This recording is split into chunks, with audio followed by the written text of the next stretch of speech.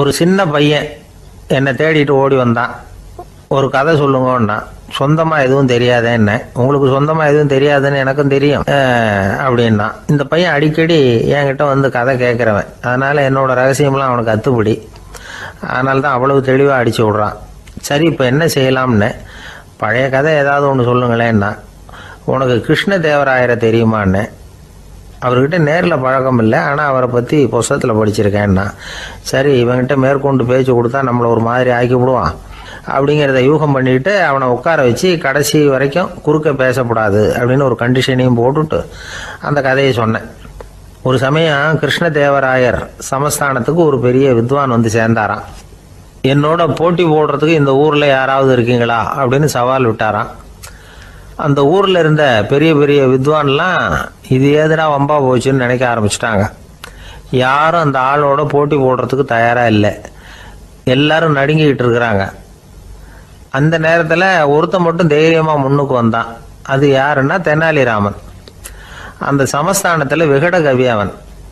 என்ன அனுப்புங்க போட்டிக்கு, நான் ஜெயிச்சு காட்டுறேன்னா. உனக்கு அவ்வளவு தைரியம் இருக்குதா அப்படின்னு கேட்டாங்க. தைரியம் மட்டும்தான் என்கிட்ட இருக்குது, ஆனால் தைரியம் இருந்தால் அதிர்ஷ்டம் தேடிட்டு வருங்கிறது எனக்கு தெரியும் அப்படின்னா. அடுத்த நாள் போட்டி ஆரம்பமாச்சு. அந்த பெரிய வித்வான் வந்து நின்னார். தெனாலிராமன் எதிரில் வந்து நின்னான். அந்த வித்வான் ஒரு விரலை காட்டினார். தெனாலிராமன் பதிலுக்கு 2 விரலை காட்டினான். வித்வான் 3 விரலை காட்டினார். இவன் உடனே 4 விரலை காட்டினான். உடனே 5 விரலை காட்டினார் அவர். தெனாலிராமன் உடனே தன்னுடைய கை முஷ்டியை காட்டினான், கையை மூடி காட்டினான். அவ்வளோதான். அந்த பெரிய வித்வான் கிருஷ்ணதேவராயர் காலில் விழுந்தார். நான் தோத்துட்டேன், என் தோல்வியை ஒத்துக்கிறேன் அப்படின்னு சொல்லிவிட்டார். கிருஷ்ணதேவராயர் அவரை தனியாக அழைச்சிட்டு போய் என்ன நடந்ததுன்னு விசாரித்தார். அந்த வித்வான் விளக்கம் கொடுத்தார். ஆண்டவன் ஒருவன் தான் உண்டுங்கிறத விளக்கறதுக்காக நான் ஒரு விரலை காட்டினேன். அப்படி இல்லை, சக்தியை சேர்த்தா சக்தி சிவன் 2 பேர் உண்டுன்னு உங்கள் வித்வான் 2 விரலை காட்டினார்.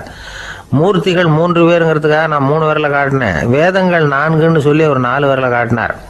பஞ்சபூதங்கள் 5ன்னு நான் 5 விரலை காட்டினேன். அதையெல்லாம் அடக்கி ஆளணும்னு சொல்லி அவர் கையை மூடி உறுதியாக காட்டினார். அடடா, உங்கள் வித்வானுக்கு எப்பேற்பட்ட அறிவு! அவர் தான் ஜெயிச்சார், நான் தோத்துட்டேன் அப்படின்னார் அவர். அப்படி சொல்லிவிட்டு அவர் போயிட்டார். அதுக்கப்புறம் தெனாலிராமனை கூப்பிட்டு என்னப்பா நடந்தது அப்படின்னு கேட்டாராம். அதுக்கு தெனாலிராமன் விளக்கம் கொடுத்துருக்குறான். அவன் முதல்ல என்னை கொன்னுடுவேன்னு அந்த வித்வான் ஒரு விரலை காட்டினான். உடனே ஒரு 2 கண்ணையும் தோண்டி போடுவேங்கிறதுக்காக நான் 2 விரலை காட்டினேன். உனக்கு நாமம் போட்டுருவேன்னு சொல்லி 3 விரலை காட்டினான். அதை அழிச்சிருவேன்னு 4 விரலை காட்டினேன்.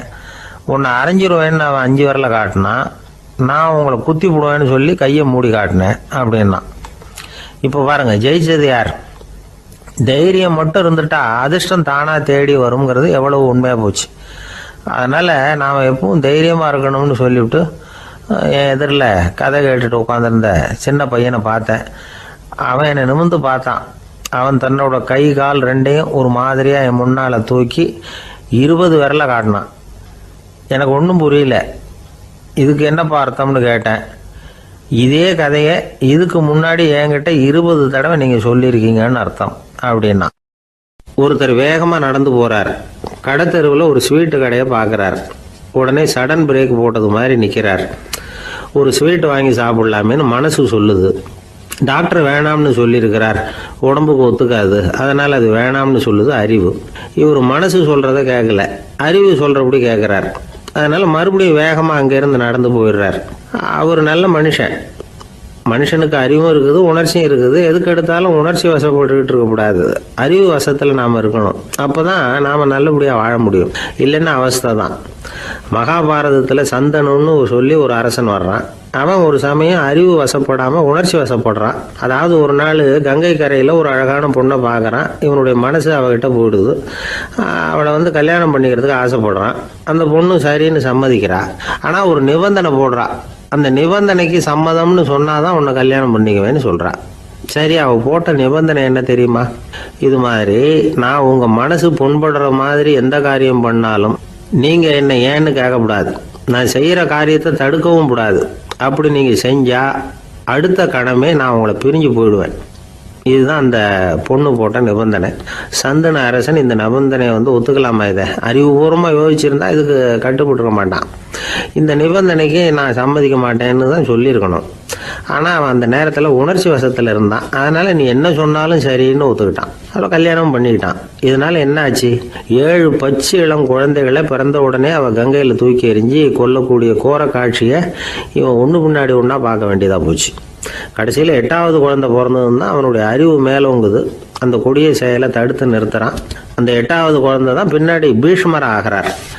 ஒரு பக்தி பிரசங்கத்தில் ஒரு பேச்சாளர் இந்த விஷயத்தை சொல்லிவிட்டு இன்னொரு விஷயமும் சொன்னார். அது என்னன்னா, சந்துனு மன்னன் அறிவுக்கும் உணர்ச்சிக்கும் நடுவில் அகப்பட்டு தவிச்சதுனால அவன் வம்சத்தில் வந்த கௌரவர்கள் உணர்ச்சி வசப்பட்டாங்க, பாண்டவர்கள் அறிவு வசப்பட்டாங்க அப்படின்னு சொன்னார். மனுஷனுக்கு உணர்ச்சியை விட அறிவு மேலோங்கி இருக்கணுங்கிறது சரிதான். ஆனால் அந்த அறிவை எப்படி உபயோகப்படுத்துகிறோங்கிறது முக்கியம். ஒருத்தர் சொன்னார், சார் இன்னைக்கு கோயம்புத்தூரில் ஒரு கல்யாணம், அதுக்கு நான் போக முடியலேன்னு நினைக்கும் பொழுது மனசுக்கு ரொம்ப வருத்தமாக இருக்குது சார் அப்படின்னார். ரொம்ப உணர்ச்சி வசப்பட்டார். அதுக்காக கவலைப்படாதீங்க சார், ஒரு வாழ்த்து தந்தி கொடுத்துருங்களேன் அப்படின்னார் இன்னொருத்தர். அது எப்படி சார் முடியும்னார் அவர். நான் தானே சார் கல்யாண மாப்பிள்ளை அப்படிங்கிறார் அந்த ஆள். ஒரு நண்பர் வந்தார். ரொம்பவும் இறுக்கமாக உடை அணிஞ்சிருந்தார். அதாவது ஆடைக்குள்ளே அவர் மாட்டிக்கிட்டு இருந்தது மாதிரி தெரிஞ்சது. ஏன் துணி குறைச்சலாக எடுத்துட்டிங்களா அப்படின்னு கேட்டோம். இல்லைங்க, எனக்கு எப்போவுமே இறுக்கமாக உடை அணிகிறது தான் பிடிக்கும் அப்படின்னார். ஒருத்தர் எப்படி உடை அணிகிறார் அப்படிங்கிறத வச்சு அந்த ஆள் எப்படிப்பட்டவர் அப்படிங்கிறத கண்டுபிடிச்சிடலாம். உடை அணிகிற விதம் ஒருத்தருடைய மனநிலையை வெளிப்படுத்துதான். இப்போ இறுக்கமான உடை அணிகிறவங்க பொதுவாக மன நிம்மதி இல்லாதவங்களாக இருப்பாங்களாம், கோபக்காரங்களாக இருப்பாங்களாம். ரொம்ப தொலைதொலைப்பாக ஆடை அணிகிறவங்க இருக்கிறாங்கல்ல, அவங்கெல்லாம் அமைதியான ஆளாக இருப்பாங்களாம், சாந்தமாக இருப்பாங்களாம். இவங்கெல்லாம் போராடுறதுக்கு சரியாக வரமாட்டாங்களாம். இப்படி ஒரு கணிப்பு இருக்குது. அதனால தான் போர் வீரர்களுக்கெல்லாம் இறுக்கமான உடையை தான் கொடுக்கறது வழக்கம். ஆனால் சன்னியாசிகளை பாருங்கள், அவங்களுக்கெல்லாம் ரொம்ப தொலை உடைகள் தான். அவங்கெல்லாம் டைட் பேண்ட் போட்டுக்கிட்டு நிற்க மாட்டாங்க சன்னியாசிகள்லாம்.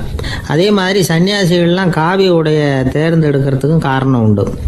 பல ஆண்டுகள் சோதனை செஞ்சு பார்த்துட்டு தான் சன்னியாசத்துக்கு காவி தான் சரி அப்படின்னு முடிவு பண்ணியிருக்கிறாங்க. இப்போ பௌதீக விஞ்ஞானப்படியும் அதுதான் சரி. அதாவது சூரிய ஒளியில் 7 வண்ணங்கள் உண்டு. ஒரு பொருள் மேலே அது விழும்பொழுது அந்த பொருள் நமக்கு சிவப்பாக தெரிஞ்சதுன்னா அந்த பொருள் சிவப்பை தவிர மற்ற எல்லா நிற கதிர்களையும் உள்வாங்கிக்கிட்டு சிவப்பு நிறத்தை மட்டும் வெளியில் விடுது. அதாவது விலக்கி விடுது. அதனால தான் அந்த பொருள் சிவப்பாக தெரியுது. உடல் ஆரோக்கியத்துக்கு ஓரளவு சிவப்பு தேவைப்படுது. அதனால தான் காவி உடை அணிஞ்சால் சூரிய ஒளி ஓரளவு சிவப்பை விலக்கிவிடும். அதாவது சிவப்பின் பலனும் கிடைக்கும், இந்த சிவப்பின் கெடுதலும் இல்லை அப்படின்னு யோசனை பண்ணாங்க. காவி உதய வேளையின் நிறம். கீழ் வானத்தில் கதிர் உதிக்கிற வேளையில் முதல் ஒளி தோன்றுகிற நேரத்தில் காவி நிறம் தான் கசியும். தியானம் செய்கிறப்போ முதல்ல காணக்கூடிய ஒளி காவி நிறம்தான். தியானத்தின் உச்ச நிலையின் நிறம் நீலம். தியானம் காவி நிறத்தில் ஆரம்பமாகி நீல நிறத்தில் நிறைவடைகிறது அப்படிங்கிறார் ஓஷோ. நீலம் தியான சிகரம், காவி தியான ஆரம்ப குறியீடு, ஒரு சன்னியாசியின் ஆரம்ப தரிசனம் அப்படிங்கிறார் அவர். ஒருத்தர் நாள் பூரா காவி உடைய அணிஞ்சிருந்தா அந்த நிறம் அவருக்கு தியானத்தை பற்றிய நினைவை ஊட்டிக்கிட்டே இருக்கும். இப்படியே ஆடைக்கும் தியானத்துக்கும் இடையில ஒரு தொடர் ஏற்படுது. ஒரு துறவியின் உள்ளார்ந்த பண்பாக அது மாறுது. கடை வீதியில் ஒரு பொருள் வாங்க போகிறோம், அது மறந்துடக்கூடாதுங்கிறதுக்காக ஞாபகம் முடிச்சு போட்டுக்கிறோம். அந்த முடிச்சுக்கும் பொருளுக்கும் தொடர்பு இல்லை. ஆனால் கடை வீதிக்கு போன உடனே அந்த முடிச்சு அந்த பொருளை ஞாபகப்படுத்துது. அதாவது அந்த முடிச்சு ஒரு தொடர்பு அம்சமாக அமையுது. அது மாதிரி தான் காவி உடையும். ஒரு துறவி நடக்கும் பொழுது, சாப்பிடும் பொழுது, குளிக்கும் பொழுது அவருடைய காவி உடை அவருக்கு ஞாபகப்படுத்திக்கிட்டே இருக்கும். அது ஒரு நிலைப்படுத்தப்பட்ட நினைவாக ஞாபக முடிச்சாக மாறிடுது. காவி ஆடை இல்லைன்னா ஒருத்தரால் துறவியாக முடியாதுன்னு அர்த்தம் இல்லை. அதே நேரத்தில் காவி ஆடையால் ஒன்றும் பிரயோஜனம் இல்லை, அதில் ஒன்றும் அர்த்தம் இல்லை அப்படின்னு சொல்லிட முடியாது. இதுதான் உண்மை. இவ்வளவு தூரம் காவி ஆடையை பற்றி சொல்கிறதுனால எல்லாரும் சன்னியாசியாக போயிடுங்கோ அப்படின்னு நாம் சொல்கிறதாக யாரும் நினச்சிடக்கூடாது. மனசுக்கும் நிறத்துக்கும் உள்ள சம்பந்தத்தை தெரிஞ்சுக்கிறதுக்காக தான் இவ்வளவும். நமக்கு தெரிஞ்ச நண்பர் ஒருத்தர் இருக்கிறார், ஆஃபீஸில் வேலை பார்க்குறவர். ஒவ்வொரு மாதமும் 20ஆம் தேதிக்கு பிறகு அவரை போய் பார்த்தீங்கன்னா காவி உடை அணிஞ்சிக்கிட்டு, கண்ணை மூடிக்கிட்டு, கை ரெண்டையும் விரித்து வச்சுக்கிட்டு தியானத்திலே உட்காந்துருப்பார். ஏன் இப்படி பண்ணுறீங்கன்னு கேட்டேன். அதாவது 20ஆம் தேதிக்கு பிறகு என் கையில் ஒரு பைசா கூட கிடையாது, ஒரு சன்னியாசி லெவலில் இருக்கிறேன், என்கிட்ட எதுவும் செலவுக்கு கேட்காத அப்படின்னு என் மனைவிக்கு நாசூக்காக உணர்த்துறதுக்காக அப்படி உட்காந்துருப்பேன் அப்படின்னு விளக்கம் கொடுக்குறார் அவர். ஒரு சராசரி மனிதனுடைய இயல்பு என்ன? இன்பம் வந்தால் துள்ளி குதிப்பான், துன்பம் வந்தால் சோர்ந்து போய் ஒரு மூலையில் உட்காந்துருவான். இவன் தான் சராசரி மனிதன். ஆனால் ஒருத்தன் இன்பம் வந்தால் அதுக்காக மகிழ்ச்சி அடையிறதில்ல, துன்பம் வந்தால் அதுக்காக சோர்ந்து போகிறதில்ல அப்படின்னு வச்சுக்கோங்க. அப்படி இருந்தால் அவன் சாதாரண ஆள் கிடையாது. ஒரு ஊரில் ஒரு ஞானி இருந்தார். அவரை தேடிட்டு ஒரு பெரியவர் வந்தார். ஐயா, ஞானத்தில் சிறந்த ஞானம் எது அப்படின்னு கேட்டாராம். இதுக்கு அந்த ஞானி என்ன பதில் சொன்னார் தெரியுமா? இன்பத்தினால மகிழ்ச்சி அடையாமலும் துன்பத்தினால சோர்வு அடையாமலும் இருக்கிறது தான் அந்த ஞானம், பெரிய ஞானம் அப்படின்னாராம். சரி சுவாமி, அப்படிப்பட்ட ஞானம் உங்களுக்கு எப்படி வந்ததுன்னு கேட்டிருக்காரு இவர். அதை நான் ஒரு கழுதைகிட்ட இருந்து கற்றுக்கிட்டேன் அப்படின்னாராம் அவர். இவருக்கு ஒன்றும் புரியல, ஒரு மாதிரியாக முழிச்சிருக்கிறார். இதை அவர் புரிஞ்சுக்கிட்டார். நீங்கள் நாளைக்கு காலையில் நம்முடைய ஆசிரமத்துக்கு வாங்க, புரிய வைக்கிறேன்னாராம். சரின்னு அவர் போயிட்டார். மறுநாள் காலையில் ஆசிரமத்துக்கு வந்து சேர்ந்தார். ஞானி அவரை கூப்பிட்டு உட்கார வச்சார். வாங்க, வந்து இப்படி உட்காருங்க, கொஞ்ச நேரத்தில் இந்த வழியாக ஒரு கழுதை போகும், அதை கவனித்து பாருங்கன்னாராம். இவருக்கு இன்னமும் ஒன்றும் புரியாமல் போச்சு, ஒரே குழப்பம். இருந்தாலும் அந்த ஞானி சொன்னது மாதிரியே உட்காந்துருக்கிறார். கொஞ்ச நேரத்தில் அந்த வழியாக ஒரு கழுதை போச்சு. அது முதுக நிறைய அழுக்கு மூட்டைகள், அதை சுமந்துக்கிட்டு போகுது. ஒரு செலவு தொழிலாளி அதை ஓட்டிகிட்டு போகிறார். கொஞ்சம் தூரத்தில் ஒரு ஆறு இருக்குது. அங்கே போய் துணியெல்லாம் சுத்தப்படுத்திக்கிட்டு சாயந்தரமாக திரும்பி இந்த வழியாகவே வருவாங்க. ஞானி சொன்னது மாதிரியே இந்த பெரியவர் அழுக்கு மூட்டையை சுமந்துக்கிட்டு போகிற அந்த கழுதையை கவனித்தார். கழுதை போயிட்டுது. அதுக்கப்புறம் ஞானியை திரும்பி பார்த்தார். இப்போ அந்த ஞானி சொன்னார், சாயந்தரம் வரைக்கும் நீங்கள் இங்கேயே இருக்கணும்னார். அதே மாதிரி இவர் இருந்தார். சாயந்தரமாக அந்த ஞானி சொன்னார், ஐயா, இப்போ கொஞ்ச நேரத்தில் அந்த கழுதை இந்த வழியாக திரும்பி வரும், அதையும் கவனித்து பாருங்கன்னார். இவரும் கவனித்து பார்க்குறார். கழுதை வந்தது. அது முதுகில் சலவை செய்யப்பட்ட துணி மூட்டை, அது பாட்டுக்கு சுமந்துக்கிட்டு போய்கிட்டு இருக்குது. பெரியவருக்கு ஒன்றும் புரியல, பொறுமை இழந்துட்டார். சரி சுவாமி, இந்த கழுதைக்கும் உங்கள் ஞானத்துக்கும் என்ன சம்பந்தம் அப்படின்னார். இப்போ அந்த ஞானி விளக்கினார். ஐயா, இந்த கழுதை இதே மாதிரி தினமும் காலையில் அழுக்கு மூட்டைகளை சுமந்துக்கிட்டு ஆற்றுக்கு போகுது, மாலையில் வெண்மையான சுத்தமான துணிகளை சுமந்துக்கிட்டு திரும்பி ஊருக்கு போகுது. காலையில் இது போகும் பொழுது முதுகில் அழுக்கு மூட்டைகளை சுமந்துக்கிட்டு போகிறோமேங்கிற வருத்தமும் அதுக்கு கிடையாது. சாயந்தரம் திரும்பி வரும்பொழுது சுத்தமான துணிகளை சுமந்துக்கிட்டு வர்றோமேங்கிற மகிழ்ச்சியும் அதுக்கு இல்லை. இதை பார்த்து தான் நானும் அது மாதிரி ஞானத்தை கற்றுக்கிட்டேன் அப்படின்னாராம். அதனால் யார் கற்றுக் கொடுக்குறாங்க அப்படிங்கிறத விட எதை கற்றுக்கிறோம் அப்படிங்கிறது தான் முக்கியம். ஒரு சினிமா பார்க்குறோம், ஒரு அருவி கொட்டுறது மாதிரி காட்சி வருது, தண்ணீர் வழியுது. படம் முடிஞ்சதும் பார்த்தீங்கன்னா அந்த திரை என்ன நனைஞ்சு போயா இருக்கும். ஒரு தீப்பிடிச்சு எரியிற காட்சியே சினிமாவில் பார்க்குறீங்க, காட்சி முடிஞ்சதும் அந்த வெண் திரையே கருகி போயா இருக்கும். படத்தில் வர்ற தண்ணீரும் நெருப்பும் அந்த திரையை பாதிக்கிறது இல்லை. நாம் அந்த திரை மாதிரி இருக்கிறதுக்கு கற்றுக்கணுமா. அந்த பக்குவம் வந்துவிட்டதுன்னா இன்பமும் துன்பமும் நம்ம எதுவும் செய்யாது. ஒரு சினிமாவை பார்க்குற வரைக்கும் சிரிக்கலாம், அழலாம். பார்த்துட்டு வெளியில் வரும்பொழுது அழுதுகிட்டே வரக்கூடாது. ஒருத்தர் வந்தார், அப்படி படம் முடிஞ்சு வெளியில் வரும்பொழுது அருவி மாதிரி கண்ணீர் சிந்திக்கிட்டே வரார். ஏன் சார், படம் அவ்வளவு சோகமா அப்படின்னு கேட்டார். இன்னொருத்தர், இல்லை சார், கூட்டம் ரொம்ப குறைச்சல் சார், மொத்தம் படம் பார்க்க வந்தவங்களே 15 பேர் தான் சார் அப்படின்னார் கண்ணீரை தொடச்சிக்கிட்டே. அதுக்கு நீங்கள் ஏன் சார் அழறீங்கன்னு கேட்டார் அவர். இந்த படத்தோட தயாரிப்பாளரே நான் தான் சார் அப்படின்னாரா இவர். ஒரு நீதிமன்றம், அங்கே ஒரு கொலை வழக்கு சம்பந்தமாக விசாரணை நடந்துக்கிட்டு இருக்குது. அந்த வழக்கறிஞர் ரொம்ப தீவிரமாக வாதாடிக்கிட்டு இருக்கிறார். தன்னுடைய கட்சிக்காரர் நிரபராதிங்கிறது அவருக்கு நல்லா தெரியும். அதனால தான் அவர் சார்பாக வாதாடுறதுக்கே ஒத்துக்கிட்டார். அப்படி அவர் மும்முரமாக வாதாடிக்கிட்டு இருக்கிற சமயத்தில் அவசரமாக தந்தி ஒன்று சேர்ந்தது. அதை வாங்கி படித்து பார்த்தார். அதுக்கப்புறம் அதை மடித்து தன்னுடைய கோட்டு பையில் வச்சுக்கிட்டு தொடர்ந்து வாதாட ஆரம்பிச்சிட்டார். பேசி முடித்தார். அதுக்கப்புறம் அங்கே கோர்ட்டில் இருந்த சக வக்கீல்கள் அவர்கிட்ட வந்தாங்க. தந்தி ஒன்று வந்ததே, என்ன விஷயம் அப்படின்னு விசாரித்தாங்களாம். அப்போ அவர் சொல்லியிருக்கிறார், ஊரில் சிகிச்சைக்காக போயிருந்த என்னுடைய மனைவி இறந்து போனதாக தந்தி வந்திருக்குது அப்படின்னாராம். மற்ற வக்கீல்களுக்கு அதிர்ச்சி. என்னங்க இது, மனைவி இறந்ததை விட கேஸு முக்கியமாக உங்களுக்கு அப்படின்னு கேட்டிருக்கிறாங்க. இறந்து போன என் மனைவி மறுபடியும் திரும்பி வர போகிறதில்ல, ஆனால் என்னுடைய கட்சிக்காரர் ஒரு கொலை வழக்கில் மாட்டிக்கிட்டார், அவரும் நிரபராதி, அவர் உசுரை நான் காப்பாற்ற வேணாமா, இதுதான் என்னுடைய கடமை அப்படின்னாராம். இப்படி இவர் சொன்னதும் எல்லாரும் அப்படியே திகைச்சு போய் நின்றுட்டாங்களாம். சரி, கடமைக்கு முக்கியத்துவம் கொடுத்த அந்த வழக்கறிஞர் யார் தெரியுமா? அவர் தான் இரும்பு மனிதர் சர்தார் வல்லபாய் பட்டேல். குஜராத் மாநிலத்தில் 1875 அக்டோபர் 31 அன்றைக்கு ஜாவேரி பாய் அப்படிங்கிறவருக்கு 4வது பிள்ளையா அவர் பிறந்தாராம். இந்த ஜாவேரி பாய் யார் தெரியுமா? ஜான்சி ராணி லட்சுமி பாய் போர் படையில் ஒரு வீரராக பணிபுரிஞ்சவர். இளம் வயசில் வல்லபாய் படையில் ரொம்ப சிரமப்பட்டு படிச்சிருக்கார். விடாமுயற்சி வெற்றியை கொடுத்தது. கல்லூரியிலையும் காலடி வச்சார். அதுக்கப்புறம் வக்கீல் பட்டத்தையும் வாங்கினார். பிரிட்டிஷ் ஆட்சி நடந்துக்கிட்டு இருந்த சமயம் குஜராத்தை சேர்ந்த பர்டோலி தாலுக்காவில் விவசாயிகள் மேலே அரசாங்கம் திடீர்னு நில வரியை வசதி விட்டு தான். ஏழை விவசாயிகள் ரொம்ப கஷ்டப்பட்டுருக்காங்க. அரசாங்கம் வரி செலுத்தாத விவசாயிகளின் நிலங்களையெல்லாம் ஜப்தி செஞ்சுதான். அரசாங்கத்தை எதிர்க்கிறவங்களையெல்லாம் கைது பண்ணி சிறையில் அடைச்சுட்டாங்களாம். சில பேர் வீடு வாசல் ஆடு மாட்டையெல்லாம் விற்று கூட வரி கட்ட வேண்டிய நிலைமைக்கு ஆளாயிட்டாங்க.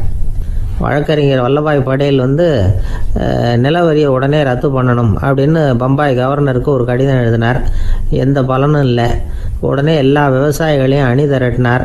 அதுக்கு தானே தலைமை தாங்கினார். சத்தியாகிரகம் நடத்தினார். அந்த பகுதியில் எந்த வேலையும் நடக்கலை. வேறு வழி இல்லை. ஆட்சியாளர்கள் உடனே வரியை ரத்து பண்ணாங்க. சிறையில் இருந்தவங்களெல்லாம் வெளில விட்டாங்க. 1928 ஆகஸ்ட் 6 சர்க்காருக்கும் விவசாயிகளுக்கும் இடையில் ஒரு உடன்பாடு ஏற்பட்டது. அதுக்கப்புறம் தான் நிலைமை சரியாக போச்சான். வல்லபாய் படேலின் பொது சேவையை பாராட்டின பொதுமக்கள் அவருக்கு சர்தார் அப்படிங்கிற பட்டத்தை கொடுத்தாங்களாம். சர்தார்னா தலைவர் அல்லது தளபதின்னு அர்த்தம். இரும்பு மனிதர்னு இவருக்கு பேர். இருந்தாலும் நகைச்சுவை உணர்வும் இவருக்கு நிறைய உண்டு. ஒரு தடவை ஒரு பத்திரிகை நிருபர் வந்திருக்கார். சர்தார் பட்டேல்கிட்ட அவருக்கு பிடிச்ச பண்பாடு கலாச்சாரம் எது அப்படின்னு கேட்கணும்னு ஆசை. அதனால் அவரை பார்த்து கேட்டாராம், ஏங்க உங்களுக்கு பிடிச்ச கல்ச்சர் எது அப்படின்னு கேட்டிருக்கார். இதுக்கு சர்தார் பட்டேல் சொன்ன பதில் என்ன தெரியுமா? எனக்கு பிடிச்ச கல்ச்சர் அக்ரிகல்ச்சர் அப்படின்னாராம். ஒரு நண்பர் சினிமா படம் தயாரிக்கிறவர், அவர்கிட்ட ஒரு நாள் பேசிக்கிட்டு இருந்தேன். அது எப்படி சார், நீங்கள் எடுக்கிற எந்த படமும் கையை கடிக்காத அளவுக்கு எடுத்துடுறீங்களே, அது எப்படின்னு கேட்டேன். அது ஒன்றும் பெரிய விஷயம் இல்லை சார். பெண்களுக்குன்னு சில உருக்கமான காட்சிகள், இளைஞர்களுக்குன்னு சில நடனங்கள், அடிதடி காட்சிகள், அப்புறம் வயசானவங்களுக்குன்னு சில ஆன்மீக காட்சிகள், சின்ன பிள்ளைங்களுக்கு சிரிப்பு, இப்படி எல்லாமும் சேர்த்து நான் படம் எடுக்கிறேன். மசாலா படம்னு பேர். இது ரொம்ப பெருசாக இல்லைன்னாலும் ஓரளவுக்கு சுமாராக ஓடிடும், கையை கடிக்காது அப்படின்னார். இது ஒரு உத்தி. சில பத்திரிகை ஆசிரியர்களும் இந்த உத்தியை கையாளுறது உண்டு. இந்த உத்திக்கு பார்னம் உத்தி அப்படின்னு பேர். பார்னம் எஃபெக்ட் அப்படின்னு சொல்லுவாங்க. அதாவது ஃபீனியஸ் டி பார்னம் அப்படின்னு ஒருத்தர் அமெரிக்காவில் இருந்தாராம். அதாவது 19ஆம் நூற்றாண்டில் அமெரிக்காவில் கொடிகட்டி பறந்த ஒரு சர்க்கஸ் நிறுவனத்தின் அதிபர் அவர். இந்த உலகத்தில் ஒவ்வொரு நிமிஷமும் ஒரு ஏமாளி பறந்துக்கிட்டே இருக்கிறான் அப்படிங்கிறது அவருடைய சித்தாந்தம். ஒவ்வொருத்தரையும் திருப்திப்படுத்துகிற அளவுக்கு அம்சங்களை கொஞ்சம் கொஞ்சமாக கலந்து கேளிக்கை நிகழ்ச்சிகளை நடத்தினது தான் அவருடைய மகத்தான வெற்றிக்கு காரணம். அதனால் அந்த உத்தியை யார் கடைப்பிடிச்சாலும் சரி, அதுக்கு பார்னம் உத்தி அப்படின்னு பேர் வந்துட்டுது. ஜோசியம் சொல்கிறவங்களுக்கும் இந்த உத்தி தான் கை கொடுக்குது. ஒரு விஷயத்தை ஒருத்தருடைய கோள் நிலைகள் அல்லது கையெழுத்து நிரூபிக்கிறதாக அவர்கிட்ட சொன்னால் அதை அவர் நம்பிவிடுவார். ஆனால் அந்த விஷயம் நல்லதாக இருக்கணும், நேர்மையானதாக இருக்கணும், அதாவது பாசிட்டிவாக இருக்கணும்.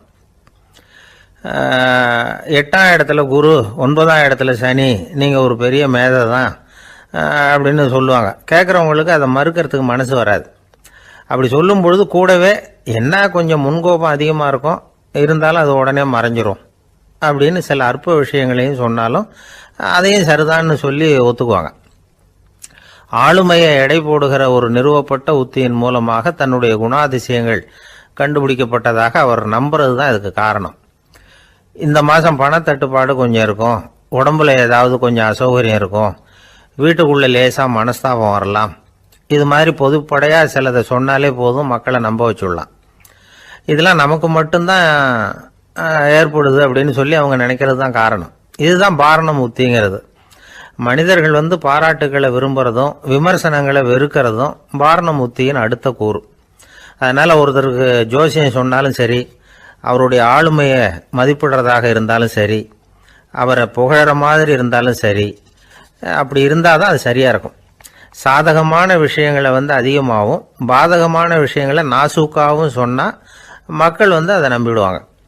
ஒருத்தரை கருமின்னு சொன்னால் ஏற்றுக்க மாட்டார், அதையே கொஞ்சம் மாற்றி நீங்கள் கொஞ்சம் சிக்கனமான ஆசாமி அப்படின்னு சொன்னால் நீங்கள் சொல்கிறது சரிதான் சார் அப்படிம்பார். நீங்கள் பெரிய செலவாளி தான், இருந்தாலும் நல்ல விஷயங்களுக்கு தான் செலவழிப்பீங்க அப்படின்னு சொல்லணும். இப்படி இந்த வாரணம் உத்தியை கடைபிடிச்சி இன்னைக்கு வெற்றிகரமாக காலம் தள்ளுறவங்க நிறைய பேர் இருக்கிறாங்க.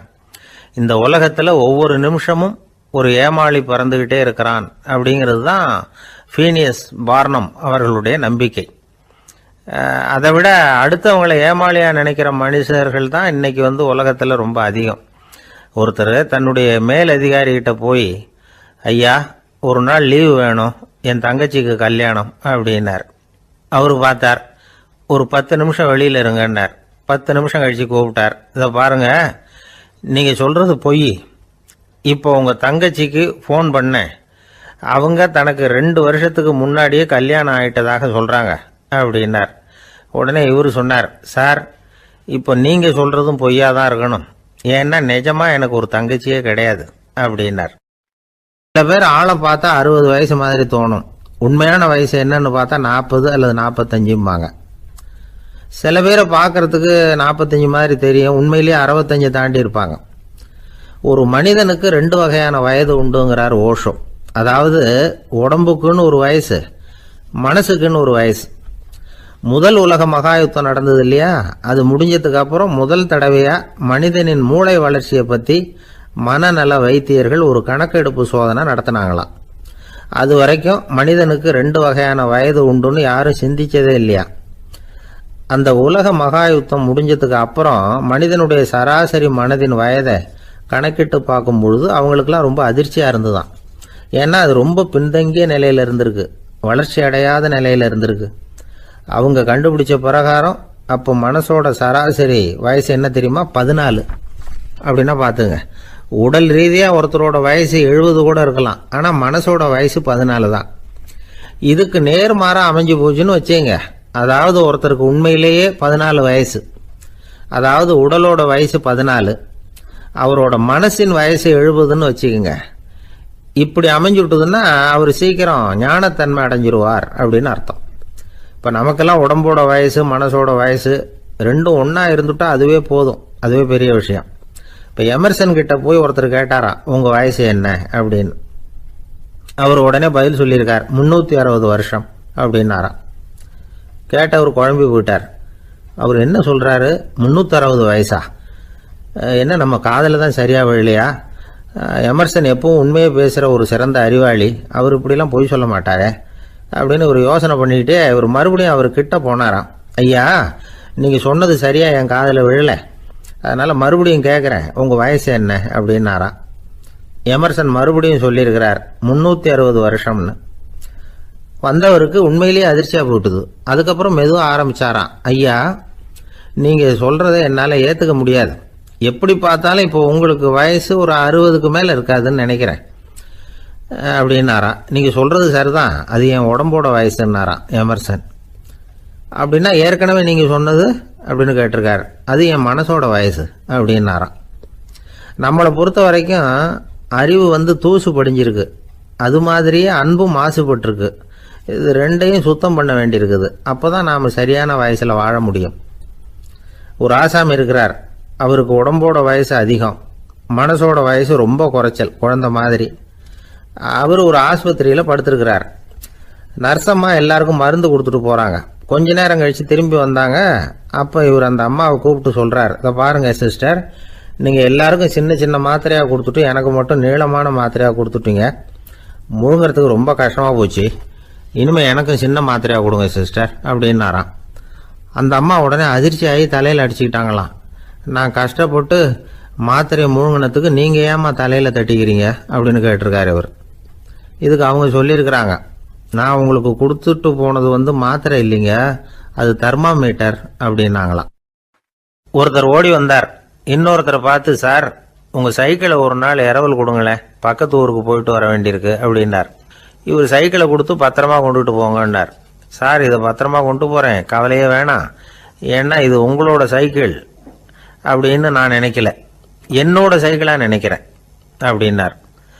அதுக்கப்புறம் தான் இவருக்கு உண்மையாகவே பயம் வந்துட்டுது. ஏன்னா அவர் சொன்னது மாதிரி அதை தன்னோட சைக்கிளாவே நினைச்சு தள்ளிட்டு போட்டா என்ன பண்றது? எது எதை நம்முடையதா நினைக்கணுங்கிறதுக்கு ஒரு வரையறை இருக்கு. சில பேர் ஆபீஸையே வீடா நினைச்சு விடுறது உண்டு. அப்படிப்பட்டவங்க கூட வீட்டை ஆபீஸா நினைக்கிறது இல்லை. ஏன்னா வீட்டில் இவர் ஆபீஸரா நடந்துக்க முடியறதில்ல. இதெல்லாம் ஒரு பக்கம் இருக்கட்டும். இப்போ விஷயத்துக்கு வருவோம். பொறியியல் மேதை டாக்டர் விஸ்வேஸ்வரய்யா இருந்தார் இல்லையா? பாரத ரத்னா விருதெல்லாம் கொடுத்தாங்களே. ஆபீஸ் வேலை வேற, சொந்த வேலை வேற அப்படிங்கிறதுக்கு ஒரு உதாரணமா இருந்தவர் அவர். மைசூர் மகாராஜா கிட்ட திவானா இருந்தார். அவர் ஒரு நாள் அரசாங்க வேலை காரணமா வெளியூர் போயிருந்தார். ஹாசன்கிற ஊருக்கு பக்கத்துல ஒரு பயண மாளிகை, அங்க தங்கிவிட்டார். ராத்திரி அங்க தங்கி இருந்துட்டு விடிஞ்சதும் ஊருக்கு திரும்புறதாக திட்டம். ராத்திரி தூங்குறதுக்கு ரொம்ப நேரம் ஆயிட்டுது. ரொம்ப நேரம் வரைக்கும் அரசாங்க சம்பந்தப்பட்ட வேலைகளையே பார்த்துக்கிட்டு இருக்கிறார். அரசாங்க ஃபைல்கள் நிறைய இருந்தது. அதையெல்லாம் ஒவ்வொன்றா எடுத்தார், படித்து பார்த்தார், பரிசீலனை பண்ணார். அதில் எழுத வேண்டியதை எழுதினார், கையெழுத்து போட்டார். ஒரு வழியாக அந்த வேலையெல்லாம் முடிஞ்சுது. அதுக்கப்புறம் என்ன பண்ணார்னா, தன்னுடைய சூட்கேஸை திறந்தார். அதிலிருந்து 2 மெழுகுவத்தியை எடுத்து கொளுத்தி வச்சார். அந்த பயண மாளிகையில் அது வரைக்கும் எரிஞ்சுக்கிட்டு இருந்த மின்சார விளக்குகளை அணைச்சுட்டார். அதுக்கு பிறகு அந்த மெழுகுவத்தி வெளிச்சத்தில் சில புத்தகங்களை தொடர்ந்து படிக்க ஆரம்பிச்சிட்டார். அந்த பயண மாளிகையில் பணியாளராக இருந்தவர் இதை பார்த்துட்டு ஓடி வந்தார். மறுபடியும் மின் விளக்கு போடுறதுக்காக போனார். விஸ்வேஸ்வரய்யா அதை பார்த்துட்டு போட வேணாம்ட்டாராம். இதுவரைக்கும் நான் அரசாங்க அலுவல்களை கவனிச்சுக்கிட்டு இருந்தேன், அதனால மின் விளக்குகள் அப்போ எரிஞ்சதுல தப்பு இல்லை. இப்போ நான் புத்தகம் படிச்சுக்கிட்டு இருக்கேன், இது என்னுடைய சொந்த வேலை. இங்கே இருக்கிற மின் விளக்கு அதுக்காக ஏன் எரியணும் அப்படின்னு கேட்டாராம். இப்போ இருக்கிற சில அரசு பணியாளர்கள்கிட்ட இந்த சம்பவத்தை பேச்சோட பேச்சா சொல்லி பார்த்தேன். அவங்களால இதை ஜீரணிக்கவே முடியல. நேர்மை தேவைதான் சார், அதுக்காக அவ்வளவு தூரத்துக்கு அது தேவையா அப்படிங்கிறாங்க. விஸ்வேஸ்வரய்யா அப்படி பண்ணினது தான் ஒரு நேர்மையாளர் அப்படின்னு இந்த உலகத்துக்கு நிரூபிக்கணுங்கிறதுக்காக இல்லை. தான் அப்படி நடந்து காட்டினா தன்னை சுற்றி இருக்கிறவங்களும் அதை கேள்விப்படுறவங்களும் முடிஞ்ச அளவுக்கு பொது வாழ்க்கையில் அரசு பணியில் நேர்மையை கடைபிடிக்க முயற்சி பண்ணலாமே அப்படிங்கிறதுக்காகத்தான். இப்போவும் சில பேர் இருக்கிறாங்க, இவங்க ஆஃபீஸ் வேற வீடு வேறன்னு நினைக்கிறது இல்லை, அவ்வளோ உரிமை. ஒருத்தர் அப்படிதான், அவருக்கு அவசரமா 5000 ரூபாய் தேவைப்பட்டது. ஆபீஸ் பணத்தை எடுத்துக்கிட்டார். அந்த நேரம் பார்த்து ஆடிட் வந்துட்டுது. ஆப்பிட்டுக்கிட்டார். விசாரணை நடக்குது. அவர் சொல்றார், சார் நான் நேரம் காலம் பார்க்காம ஆபீஸில் வேலை செய்வேன். ஏன்னா அதை என்னோட ஆபீஸா நினைக்கிறேன். அவசரத்துக்கு அந்த பணத்தை எடுத்தேன், மறுபடியும் வச்சுடலாம்னு தான் இருந்தேன். அதுக்குள்ள இப்படி ஆயிட்டுது. நீங்க என்ன நினைச்சாலும் சரி, நான் ஆபீஸ் வேற வீடு வேற அப்படின்னு நினைக்கிறது இல்லை, அது என்னோட சுபாவம் அப்படின்னார். விசாரணை பண்ணவர் தீர்ப்பு வழங்கினார். உங்க சுபாவத்துக்கு மதிப்பு கொடுத்து நானும் தீர்ப்பு வழங்குறேன். நீங்க கொஞ்ச நாள் ஜெயிலில் இருந்துட்டு வாங்க, அது உங்களுக்கு கஷ்டமா இருக்காதுன்னு நினைக்கிறேன். ஏன்னா அங்க போனாலும் நீங்க உங்க சுபாவப்படி வீடு வேற ஜெயில் வேறன்னு நினைக்க மாட்டீங்க அப்படின்னாராம். ஒரு நண்பர் யாருக்கோ ஃபோன் பண்ணிட்டு இருந்தார். அவர் பேசி முடிச்சதும் நான் அவரை பார்த்து, இப்போ ஃபோன் பண்ணீங்களே அந்த ஃபோன் நம்பர் என்ன அப்படின்னு கேட்டேன். அவர் தலையை சொரிஞ்சுக்கிட்டார், ஞாபகம் வரலன்னார். சரி சார் அதை விடுங்க, உங்க மனைவி பேர் என்ன அப்படின்னு கேட்டேன். மாலதின்னார். என்ன சார் இது வேடிக்கை, கொஞ்ச நேரத்துக்கு முன்னாடி பேசின ஃபோன் நம்பர் மறந்து போச்சு. எப்போவோ கல்யாணம் பண்ணிக்கிட்ட மனைவி பேர் மறக்கல, அதை கரெக்டாக சொல்லிவிட்டீங்களே அப்படின்னு கேட்டேன். அவர் என்ன ஒரு மாதிரியா பார்த்தார். அவர் அப்படி என்னை பார்த்ததில் ஒன்றும் தப்பு இல்லை, ஏன்னா நாம எல்லாருமே அப்படித்தானே. ஒரு குறிப்பிட்ட காரியத்துக்காக தொலைபேசியில் ஒருத்தட்ட பேசுகிறோம், அதுக்கப்புறம் அந்த எண் நமக்கு அனாவசியம், அதனால மறந்துடுறோம். இதுக்கு பேர் தான் தற்காலிக ஞாபகம். ஆனால் மனைவி பேரை மறந்துட முடியுமா? முடியாது. அது அவசியமான ஒன்று. அடிக்கடி அந்த பேரை உபயோகப்படுத்துகிறோம், அதனாலேயும் அது முக்கியங்கிறதுனாலேயும் அதை மறக்கிறது இல்லை. இதுக்கு பேர் நிரந்தர ஞாபகம். சரி, இந்த தற்காலிக ஞாபகம் நிரந்தர ஞாபகம் இது 2 ஞாபக அளவுகளையும் கட்டுப்படுத்துறது எது அப்படின்னா மூளைக்குள்ள நடக்கிற மின்சார நடவடிக்கைகள் தான். தற்காலிக ஞாபகம் ஒரு மின்னல் மாதிரி தோன்றி மறையுது. நிரந்தர ஞாபகம் ஒரு படிவம் போல மூளையில படிஞ்சுடுது. ஒரு சம்பவத்தின் பல பிரதிகள் மூளையில பல்வேறு பகுதிகளிலேயும் படியறதுனால ஒன்னு மறைஞ்சாலும் மறந்தாலும் இன்னொன்னு மறையறதில்லை. இப்படிப்பட்ட நிலைமையில தான் தொண்டையில இருக்கு, வாயில வரமாட்டேங்குது சார் அப்படிமா. ஒருத்தருக்கு எந்த துறையில ஆர்வமும் ஈடுபாடும் அதிகமோ அது சம்பந்தமான ஞாபக சக்தி அதிகமா இருக்கும். தொழிலை விரும்புகிற ஒரு டெலிபோன் ஆபரேட்டருக்கு எண்கள்லாம் நல்ல ஞாபகம் இருக்கும். அது மாதிரி கவிஞர்களுக்கு வார்த்தைகள் நல்ல ஞாபகத்தில் இருக்கும். இது ஒரு பக்கம் இருந்தாலும் ஒரு மூளை எண்களை விட எழுத்துக்களை விட படங்களை ரொம்ப சுலபமா ஞாபகத்தில் வச்சுக்குது. புரிஞ்சுக்கிற தன்மை, அனுபவம், புத்தி கூர்மை இது கூடி குறையிறத பொறுத்து ஞாபக சக்தியும் ஏறும் இறங்கும்.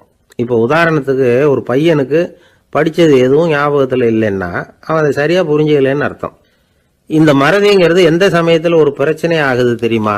உங்களுக்கு வேண்டியப்பட்ட ஒருத்தரை ஞாயிற்றுக்கிழமை சாயந்தரம் சரியா 5 மணிக்கு கடற்கரைக்கு வர சொல்லிவிட்டு அந்த நேரத்தை மறந்துட்டா அது பரவாயில்ல, வர சொன்னதையே மறந்துட்டாதான் நிலைமை மோசம்னு அர்த்தம். இப்படி இருந்தா இது சிகிச்சை எடுத்துக்க வேண்டிய நிலைமைங்கிறத புரிஞ்சுக்கணும். ஆமா, இதுக்கும் மருந்து இருக்கு. ஆனா மூளை குறிப்பிட்ட அளவுக்கும் கீழே இயங்குறப்போவோ இன்னொன்னு சொல்லுவாங்க, இந்த நியூரோ டிரான்ஸ்மிட்டர் அப்படின்னு சொல்லுவாங்க. அப்படிங்கிற மூளை ரசாயனம் ரொம்பவும் குறைஞ்சி போறப்போ மட்டும்தான் உபயோகப்படும். டாக்டர் என்ன சொல்றாங்க தெரியுமா? மூளையை பொறுத்த வரைக்கும் அதுல ஞாபக சக்தி அதிகமா உள்ள மூளை, மறதி உள்ள மூளை அப்படின்னு ஒன்றும் கிடையாது அப்படிங்கிறாங்க. நினைவு வச்சுக்கிறதுக்கு பயிற்சி அளிக்கப்பட்ட மூளை, பயிற்சியற்ற மூளை அப்படின்னு வேணும்னா சொல்லலாம் அப்படின்னு சொல்றாங்க. அதனால நம்ம ஞாபக சக்திங்கிறது நம்ம கிட்ட இருக்கிற பயிற்சி, முயற்சி இதை பொறுத்து தான் அமையும். ஒருத்தர் ஒரு பென்சிலை எங்கேயோ வச்சுக்கிட்டு தேடிக்கிட்டு இருந்தார். அப்புறம் என்னமோ தீவிரமா யோசனை பண்ணி அதை ஞாபகப்படுத்தி பார்த்துக்கிட்டு இருந்தாராம். எதிரில் உட்கார்ந்து இருந்தவர் சொன்னார், பென்சிலை தானே தேடிட்டு இருக்கீங்க, அது உங்க வலது காதில் இருக்குது சார் அப்படின்னாராம் அவரு. இதுக்கு அவரு சொல்லியிருக்காரு, பென்சிலை வலது காதில் தான் வச்சிருக்கேங்கிறது எனக்கு நல்லா ஞாபகம் இருக்கு, ஆனா எது வலது காதுங்கிறது தான் மறந்து போச்சு அப்படின்னாராம். அவர் அதை தான் யோசிச்சுட்டு இருந்திருக்கிறார். ஒருத்தர் ரொம்ப கவலையோட உட்கார்ந்துருந்தார். எதை பத்தி சார் கவலைப்படுறீங்கன்னு கேட்டோம். எதிர்காலத்தை பத்தி கவலைப்படுறேன்னார். ஏன்னு கேட்டோம். என்ன பண்றதுன்னே தெரியல சார், எதிர்காலம் ஒரே இருட்டா இருக்கு, பாதையே புரியலன்னார். இன்னைக்கு நம்ம இளைஞர்கள் பல பேருக்கு எதிர்காலம் இருட்டா தான் தெரியுது. அவங்கெல்லாம் இந்த கதையை கொஞ்சம் கேட்கணும். ஒரு மலை அடிவாரத்தில் ஒரு சின்ன கிராமம். அந்த மலை ரொம்ப உயரமானது, அடர்த்தியா செடி கொடிகள் மரங்கள் அதில் மண்டி கிடக்குது. பகல் வேளையில் இருட்டாக தான் இருக்கும், அவ்வளவு அடர்த்தி. அந்த மலை உச்சியில் ஒரு கோவில். முத நாள் ராத்திரியே புறப்பட்டாதான் காலையில் அந்த கோயிலுக்கு போய் சேர முடியும். கிராமத்து இளைஞன் ஒருத்தன் அந்த மலை உச்சிக்கு போக வேண்டியிருந்தது. கையில் ஒரு விளக்கை எடுத்துக்கிட்டு முத நாள் ராத்திரியே புறப்பட்டான். புறப்பட்டு போனவன் கிராமத்து எல்லையிலேயே நின்றுட்டான். ஏன் தெரியுமா? அவன் கையில் இருந்த விளக்கோட வெளிச்சம் 10 அடி தூரத்துக்கு தான் தெரியுது. அது வரைக்கும் தான் பாதை தெளிவாக இருக்குது. அதுக்கு அப்பால எல்லாம் ஒரே இருட்டாக இருக்குது, பாதை புரியல. இவன் யோசனை பண்ணி பார்த்தான். மனசுக்குள்ள ஒரு சந்தேகம், 10 அடி தூரம் தானே வெளிச்சம் தெரியுது, அப்படின்னா நாம் 10 அடி தூரம் தானே போக முடியும், அதுக்கு அந்தாண்ட ஒரே இருட்டாக இருக்குது, அதில் எப்படி நாம் நடந்து போகிறது, நாம் ரொம்ப தூரம் நடந்து போய் ஆகணுமே, அப்படிப்பட்ட நினப்பெல்லாம் அவனுக்கு வந்துட்டுது. இதுதான் அவன் மனசில் ஏற்பட்ட தயக்கம். இப்படி யோசிச்சுக்கிட்டே அந்த இளம் ஆசாமி புறப்பட்ட இடத்துலயே நின்றுகிட்டு இருக்கிறான். அந்த சமயத்தில் ஒரு வயசான பெரியவர் அந்த பக்கமாக வந்தார். அவர் கையில் இதை விட சின்னதாக ஒரு விளக்கு வச்சிருந்தார். அது எப்படின்னா அது ஒரு 5 அடி தூரத்துக்கு தான் வெளிச்சம் காட்டுது, அவ்வளவு சின்ன விளக்கு. அவரும் மலை உச்சிக்கு போகிறதுக்காக தான் வந்துகிட்டு இருக்கிறார்.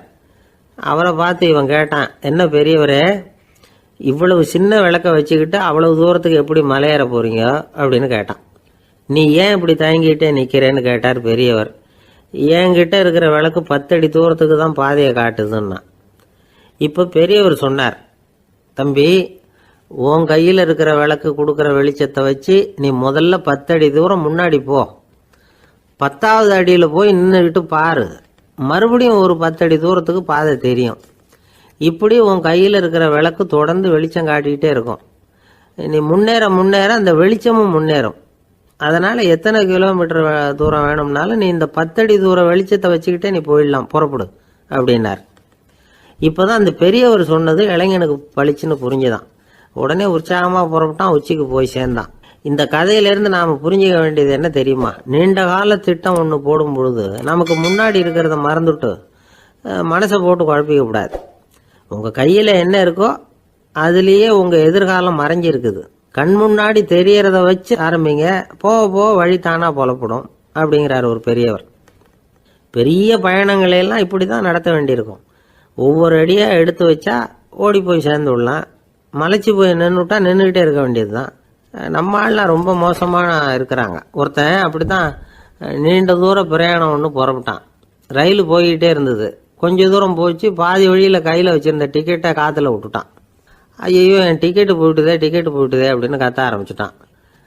பக்கத்தில் இருந்த பெரியவர் அவனை பார்த்து பரிதாபப்பட்டு, கவலைப்படாத தம்பி, போனா போகுது, வேற டிக்கெட் வாங்கிக்கலாம் அப்படின்னு ஆறுதல் சொன்னார்.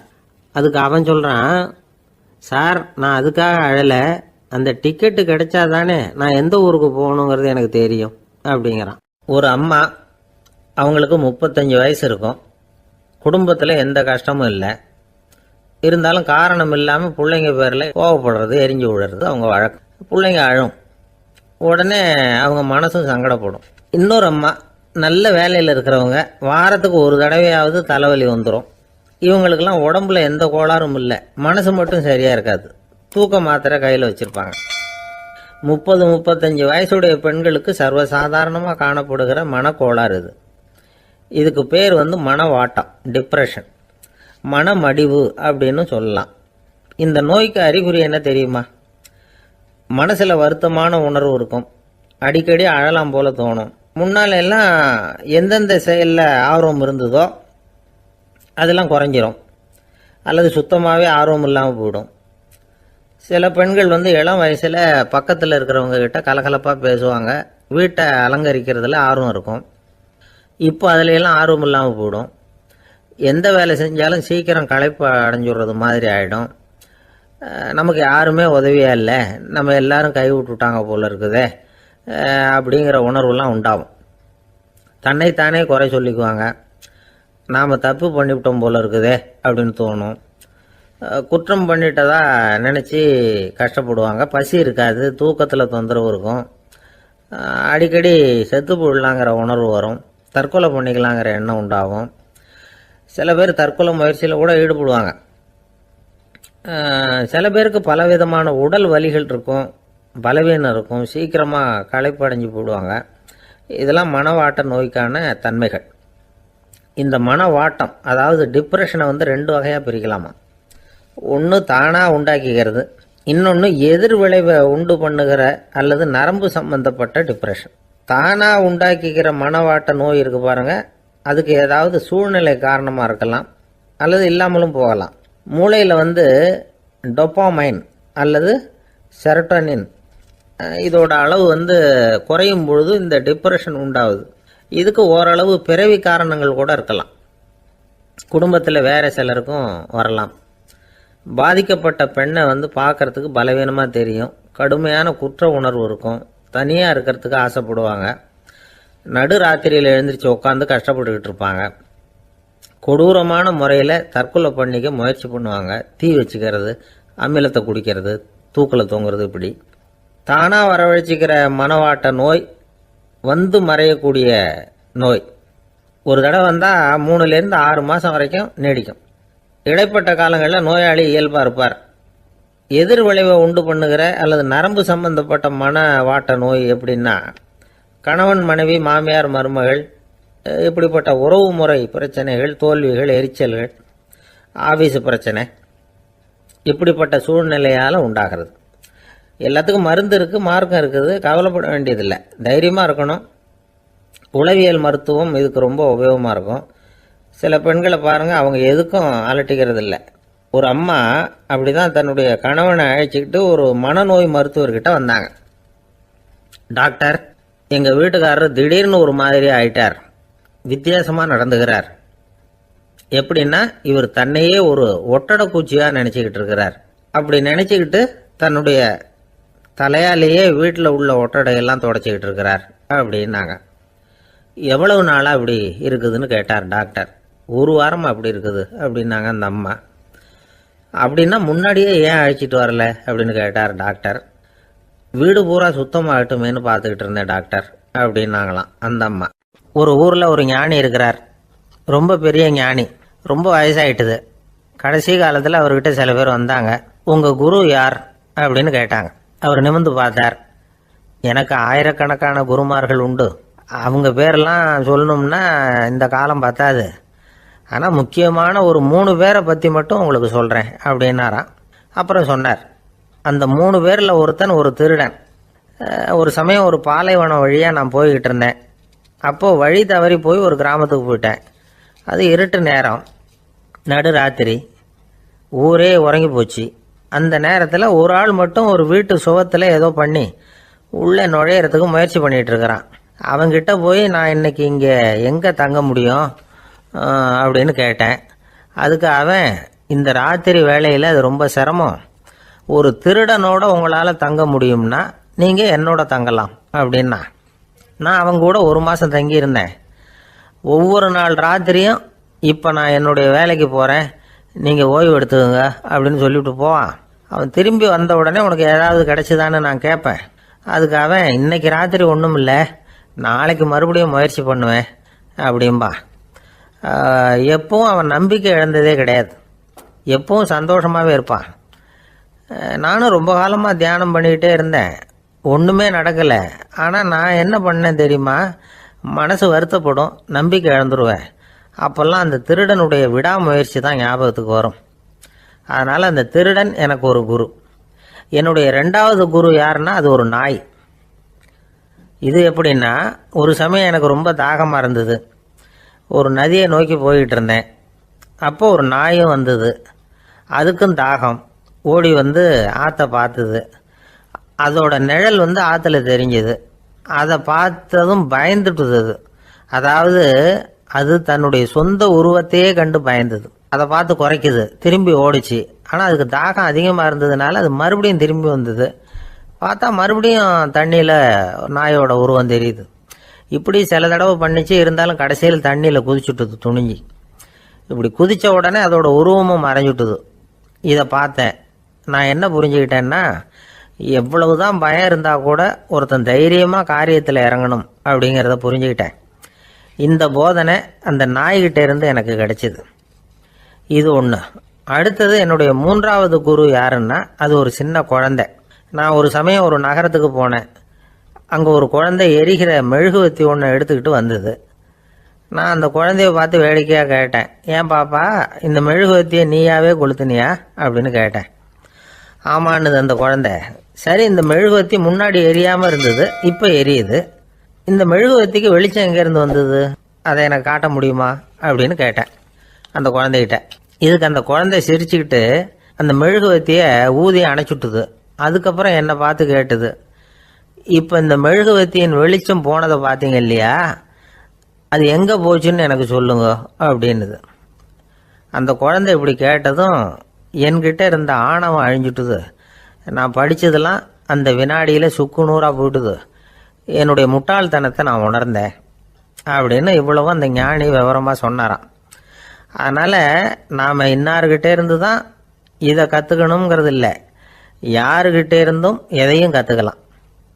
நம்மால் ஒருத்தன் ஒரு நாய் வளர்த்துக்கிட்டு இருந்தான். அந்த நாய்க்கு வால் கிடையாது, யாரோ ஏற்கனவே வெட்டி எடுத்துட்டாங்க. இந்த நாய் தான் சார் எனக்கு குரு, அதுகிட்டே இருந்து கூட நான் பாடம் கற்றுக்கிட்டு இருக்கிறேன் அப்படின்னா. அப்படி என்ன கற்றுக்கிட்டேன் இந்த வால் இல்லாத நாய்கிட்டே இருந்து அப்படின்னு கேட்டோம். நாம் யாருக்கிட்டையும் வாலாட்டக்கூடாது அப்படிங்கிற பாடத்தை அதுகிட்டே இருந்து தான் நான் கற்றுக்கிட்டேன் அப்படின்னா. இந்த உலகத்தில் எவ்வளவோ உயிரினங்கள் இருக்குது, ஒவ்வொன்றும் ஒவ்வொரு விதமாக சண்டை போடுது. இப்போ 2 மாடு சண்டை போட்டுக்குதுன்னு வச்சுங்க, என்ன பண்ணும், 2 முட்டிக்கும். அதுக்கு சண்டை போடுறதுக்கு ஆயுதமாக உபயோகப்படுறது அதோட கொம்பு.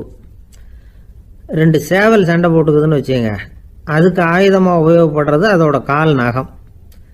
காலால் தான் அது ஒன்றோட ஒன்று சண்டை போட்டுக்கும். ஆனால் 2 மனுஷன் சண்டை போட்டுக்கிறான்னு வச்சுங்க, இவன் இன்னதை தான் ஆயுதமாக உபயோகப்படுத்துவான்னு குறிப்பிட்டு சொல்ல முடியாது. கல்லை எடுப்பான், கத்தி எடுப்பான், துப்பாக்கி எடுப்பான், என்ன வேணாலும் பண்ணுவான். வாயால் திட்டுவான், கையால் அடிப்பான், காலால் உதைப்பான், சகலகலா வல்லவன். விலங்குகள்லாம் பொதுவாக வாயை சாப்பிட்றதுக்கு மட்டும்தான் உபயோகப்படுத்துது. ஆனால் இவனுக்கு சாப்பிட்றதுக்கும் அதுதான், சாப்பிட்டு விட்டு திட்டுறதுக்கும் அதுதான். ஆனால் ஒரு விஷயத்தில் மட்டும் கெட்டிக்கிறேன். அதாவது நாம் சண்டை போட்டுக்கிட்டாலும் பரவாயில்லை, கோழிகள் சண்டை போடாமல் இருக்கணும் அப்படின்னு ஆசைப்படுறான். எதுக்காக? கோழிகள் சண்டை போடாமல் இருந்தால் நிறைய முட்டைகள் போடுமா, அதுக்காக தான் இந்த அக்கறை. கோழி பண்ணை வச்சிருக்கிறவங்களுக்கு இது ஒரு பெரிய பிரச்சனை. அதாவது பண்ணையில் இருக்கிற கோழிகளுக்குள்ளே அடிக்கடி சண்டை வந்துடும், அதனால் முட்டை உற்பத்தி குறைஞ்சிரும். சரி, இதுக்கு என்ன பண்ணுறது? பண்ணையில் போய் உட்காந்துக்கிட்டு தினமும் பஞ்சாயத்து பேசிகிட்டு இருக்க முடியுமா? அமெரிக்காவில் கோழி பண்ணை வச்சிருக்கிற ஒருத்தர் இதை பற்றி யோசனை பண்ணி பார்த்தாராம். ஒரு வழியையும் கண்டுபிடிச்சிருக்கார். கோழிக்கெல்லாம் மூக்கு கண்ணாடி மாட்டி விட்டுட்டோம்னா அது சண்டை போடுற குணம் குறைஞ்சிரும், முட்டை அதிகமாகிடும். அந்த கண்ணாடியில் உள்ள லென்ஸு சிவப்பு நிறத்தில் இருக்கணும், அவ்வளவுதான் அப்படின்னு அவர் கண்டுபிடிச்சாராம். இது ஏற்கனவே நடைமுறையில் கண்டுபிடிக்கப்பட்ட ஒரு விஷயம். ஆனால் எல்லா கோழிக்கும் சிவப்பு மூக்கு கண்ணாடி எப்படி மாட்டி விடுறது? அப்படியே மாட்டி விட்டாலும் அது நழுவாமல் இருக்கணுமே. இப்போ நாமெல்லாம் நடு வரலால் மூக்கு கண்ணாடி நடுவில் தொட்டு அப்படி ஸ்டைலாக சரி பண்ணிக்கிறோம். அது மாதிரி கோழி எப்படி சரி பண்ணிக்கும்? இதுதான் பிரச்சனை. இதுக்கு அவர் என்ன வழி கண்டுபிடிச்சாருன்னா, கோழிக்கெல்லாம் மூக்கு கண்ணாடிக்கு பதிலாக விழியொட்டு வில்லைகள், கான்டாக்ட் லென்ஸ், அதை பொருத்தி விட்டா என்ன அப்படின்னு யோசனை பண்ணார். அதே மாதிரி பண்ணார். அதே மாதிரி செஞ்சு பார்த்தார், வெற்றி. அதுக்கப்புறம் கோழியெல்லாம் சண்டை போட்டுக்கலையாம், சமாதான பிரியர்கள் ஆகிட்டு தான். கோழிகளுக்கு இயல்பாகவே சண்டை போடுற குணம் உண்டு. ஆனால் அதோட கண்ணுக்கு பார்க்குற பொருள்லாம் ரோஜா நிறத்துலையோ அல்லது இன்னும் சொல்ல போனால் அழுத்தமான சிவப்பு நிறத்துலையோ தெரிஞ்சதுன்னா சண்டை போடுற குணம் குறைஞ்சிருதான். அந்த சமயத்தில் அது அதிகமாகவும் முட்டையிட ஆரம்பிச்சுடுதான். அதே நேரத்தில் இறை எடுக்கிறத கூட குறைச்சிக்குதான். இது ஏன் இப்படி பண்ணுதுங்கிறது விஞ்ஞானிகளுக்கு இன்னமும் புரியலையா. எப்படியோ அமெரிக்க கோழிகள்லாம் கான்டாக்ட் லென்ஸ் பொருத்திக்க ஆரம்பித்தாச்சு. கோழி கழுத்தை பிடிச்சிக்கிட்டு ஒரு சில வினாடிகளில் அதை பொருத்தி விட்றாங்களாம். கோழியோட ஆயுள் பூரா அது அப்படியே இருக்குமா. பண்ணையில் முட்டை உற்பத்தி குறைஞ்சா இது மாதிரி விஞ்ஞானபூர்வமாக பரிகாரம் தேடுறது தான் நல்லது. நமக்கு வேண்டியப்பட்ட ஒருத்தர், அவர் ஒரு கோழி பண்ணை வச்சுருந்தார். அந்த பண்ணையில் பாதி கோழி திடீர்னு செத்து போச்சு. உடனே ஒரு கால்நடை மருத்துவர்கிட்ட போக வேண்டியது தானே. அங்கே போகல, உள்ளூரில் மந்திரம் பண்ணிகிட்டு இருந்த ஒரு சாமியார்கிட்ட போனார். அவர் காலில் விழுந்தார். சாமி, என் பண்ணையில் பாதி கோழி செத்து போட்டுதுன்னார். சாமியார் யோசனை பண்ணார். சரி, பண்ணையில் வாசப்படி கிழக்கு பக்கமாக வச்சுருக்கியா மேற்கு பக்கமாக வச்சுருக்கியான்னு கேட்டார். கிழக்கு பக்கமாக இருக்குன்னார் அவர். அதுதான் தப்பு, மேற்கு பக்கமாக அதை மாற்று, சரியாக போடும்னாராம். அதே போல் இவர் போய் மாற்றிவிட்டார். அப்பவும் பாதி செத்து போச்சு. மறுபடியும் சொன்னார், சாமி மறுபடியும் பாதி கோழி செத்து போட்டுதேன்னார். சரி, கூரை எப்படி போட்டிருக்க, ஓடு போட்டிருக்கியா இல்லை கீத்து போட்டிருக்கியான்னார். ஓடு போட்டிருக்கேன்னாராம் அவர்.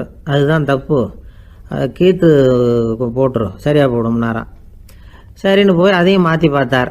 மறுபடியும் போயிட்டுது, கோழி செத்து போச்சு. வந்தார், மறுபடியும் பாதி செத்து போச்சு சாமின்னு வந்தார்.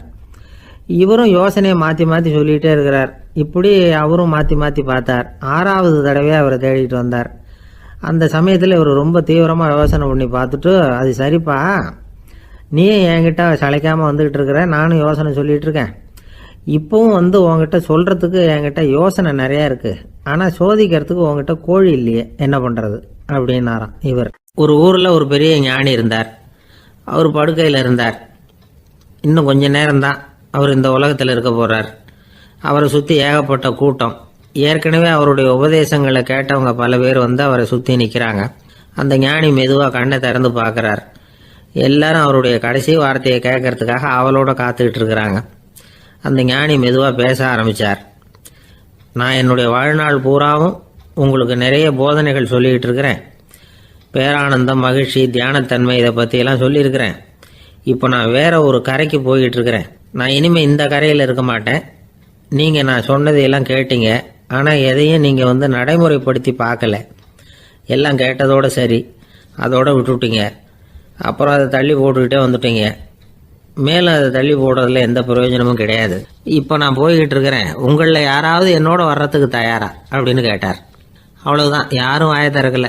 ஒரே மௌனம், சத்தமே இல்லை.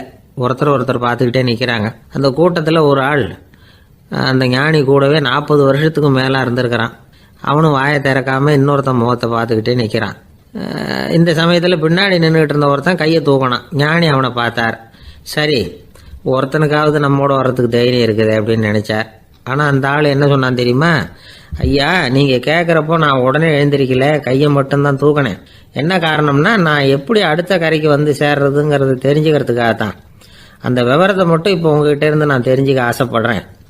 ஏன்னா இப்போ நான் உங்கள் கூட வர்றதுக்கு தயாராக இல்லை. எவ்வளவோ காரியங்களை நான் இன்னும் இங்கே முடிக்க வேண்டியிருக்குது. வீட்டுக்கு ஒரு விருந்தினர் வந்திருக்கிறார். என்னுடைய இளைய மகனுக்கு கல்யாணம் பண்ணி வைக்கணும். அதனால் இன்றைக்கி உங்கள் கூட வர முடியாது.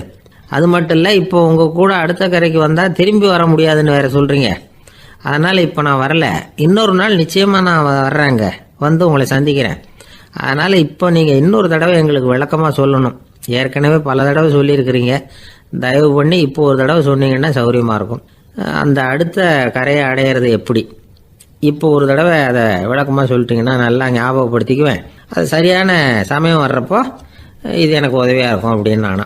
ஆனால் உண்மை என்ன தெரியுமா, அந்த சரியான சமயம் வரவே இல்லை அப்படிங்கிறது தான் உண்மை. இப்படி அந்த கதை முடியும். இந்த கதை அந்த ஒரு ஆளுக்கு மட்டும் இல்லை, கிட்டத்தட்ட எல்லாருக்குமே அது பொருந்தும் அப்படிங்கிறாங்க விவரம் தெரிஞ்சவங்க. எல்லாருமே அந்த சரியான தருணத்துக்காக தான் காத்துக்கிட்டு இருக்கிறாங்களாம். அதுக்காக ஜோசியம் பார்க்குறாங்க, கைரேகை பார்க்குறாங்க, நாளைக்கு என்ன நடக்குங்கிற ஆவலில் எல்லாரும் காத்துக்கிட்டு இருக்கிறாங்க. ஆனால் அந்த ஒரு நாள் ஒருபோதும் வரப்போகிறதில்ல. நீங்கள் தள்ளி போடுறதுக்காக பல அர்த்தமில்லாத காரணங்களை தேடுறீங்க அப்படிங்கிறார் ஒரு ஞானி. காத்திருக்கிறதுலேயே நம்ம காலம் ஓடி போயிடுது. ஏன்னா இன்னைக்கு நாம் சிந்திக்கிறது நாளைக்கு நாம் சிந்திக்கிறது இல்லை. ஒவ்வொரு நாளும் ஒவ்வொரு மாதிரி போயிடுது. நாளைக்கு மறுநாளை பற்றியே சிந்திக்கிறோம். இப்படியே அது பாட்டுக்கு போயிடும். கரையை தொட்டு பார்க்குறது எப்போ, இதுதான் கேள்வி. நமக்கு வேண்டியப்பட்ட ஒருத்தர் ஒரு ரயில்வே பிளாட்ஃபாரத்தில் நின்றுட்டு இருக்கிறார். அங்கே இருக்கிறவங்க கிட்ட கேட்குறாராம், விசாரிக்கிறார், ஏங்க கிழக்க போகிற ரயில் போயிட்டுதுங்களான்னாராம். போயிட்டுதுன்னு இருக்கிறாங்க. கொஞ்ச நேரம் கழிச்சு ஏங்க மேற்க போகிற ரயில் போயிட்டுதுங்களான்னு கேட்டிருக்காரு. போயிட்டுதுங்களான் இருக்காங்க. அப்புறம் கொஞ்ச நேரம் கழிச்சு மறுபடியும் ஏங்க 10:30 மணி வண்டி போயிட்டுதான்னு கேட்டிருக்காரு. தொடர்ந்து காலையிலேருந்து சாயந்தரம் வரைக்கும் இப்படி ஒரே இடத்துல நின்றுட்டு கேட்டுக்கிட்டே இருக்கிறார். இதை பார்த்துக்கிட்டு இருந்த ஒருத்தர் அவர்கிட்ட ஏங்க நீங்கள் எங்கே போகணும் அப்படின்னு கேட்டாராம். இவர் மெதுவாக சொன்னாராம், இந்த ரயில்வே லைனை தாண்டி அந்த பக்கம் போகணும் அப்படின்னாராம். ஆஃபீஸில் வேலை பார்க்குற ஒருத்தர் வந்தார். பேசாமல் ஒரு 10 நாள் லீவு போட்டுடலாமா பார்க்குறேன் அப்படின்னார். ஏன்னு கேட்டோம். என்னுடைய மேலதிகாரி ஒரு முசுடு சார், அவர்கிட்ட வேலை பார்க்குறது ரொம்ப கஷ்டமாக இருக்குது அப்படின்னார். ஆஃபீஸில் வேலை பார்க்குறவங்கெல்லாம் ஒரு விஷயத்தை நல்லா ஞாபகத்தில் வச்சுக்கணும். மேலதிகாரிங்கிறவர் ஒரு பெரிய மகான் இல்லை, அவரும் ஒரு மானிட பிறவி தான். சராசரி மனுஷனுக்குள்ள பலம் பலவீனம் ரெண்டும் அவருக்கும் உண்டு.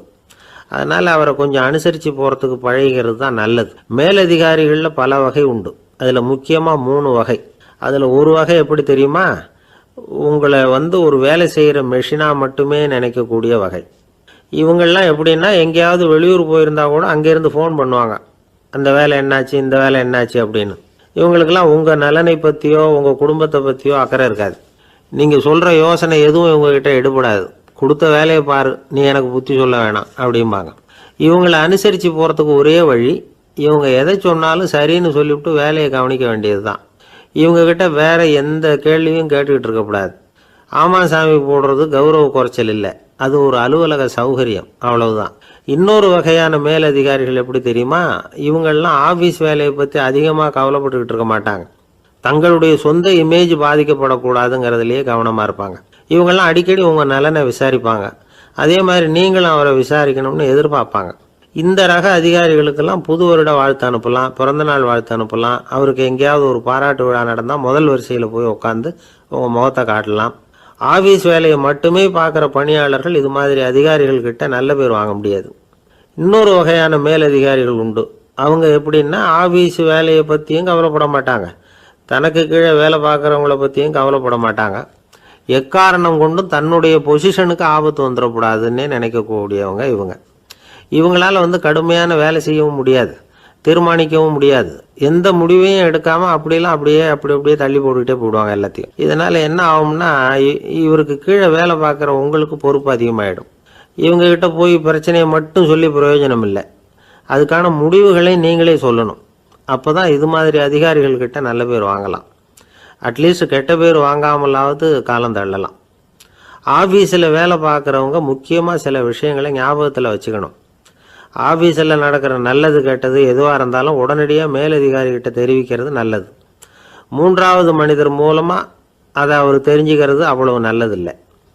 எந்த மேலதிகாரியுமே தான் இந்த சர்பாஸ் செய்யப்படுறத விரும்புறதில்லை. அதனால் அவருக்கு தெரியாமல் மேலிடத்துக்கு மணி எழுதி போடக்கூடாது. அப்படி எழுதி போடுறவங்க சில பேர் இருக்கிறாங்க. நீங்களும் உங்கள் மேலதிகாரியும் தொழில் ரீதியாக ஒரே படிப்பு படித்தவராக இருக்கலாம். அப்படி இருந்ததுன்னா அட்ஜஸ்ட் பண்ணி போகிறது கொஞ்சம் கஷ்டம்தான். இதை மனசில் வச்சுக்கிட்டு நடந்துக்கணும். உங்களுக்கும் அவருக்கும் அபிப்பிராய பேதமா, அது அவருக்கும் உங்களுக்கும் உள்ள தனிப்பட்ட பிரச்சனை. அதை விளம்பரப்படுத்திக்கிட்டு இருக்கக்கூடாது, அது அவருடைய கோபத்தை கிளறும். உங்கள் மேலதிகாரி உங்கள் கூட படித்தவராக இருக்கலாம், அதுக்காக அவரை எல்லாருக்கும் முன்னாடி அடைய கிச்சாமி எப்படா இருக்க அப்படின்லாம் கேட்டுக்கிட்டு இருக்கக்கூடாது. பொதுவாக யாரும் அதை விரும்புறதில்லை. இவ்வளவையும் உங்கள் மனசில் வச்சுக்கிட்டு கொஞ்சம் சாமர்த்தியமாக நடந்துக்கிட்டிங்கன்னா ஆஃபீஸ் உங்களுக்கு அவஸ்தையாக இருக்காது, ஆனந்தமாக இருக்கும். ஒரு மேலதிகாரி தன்கிட்ட வேலை பார்க்குற ஒருத்தரை பற்றி ரொம்ப பெருமையாக சொன்னாராம். எங்கள் ஆஃபீஸில் எவ்வளவோ பேர் வேலை பார்க்குறாங்க. எல்லாரும் தினமும் வந்து ஏதாவது பிரச்சனைகளை சொல்லிகிட்டு இருப்பாங்க.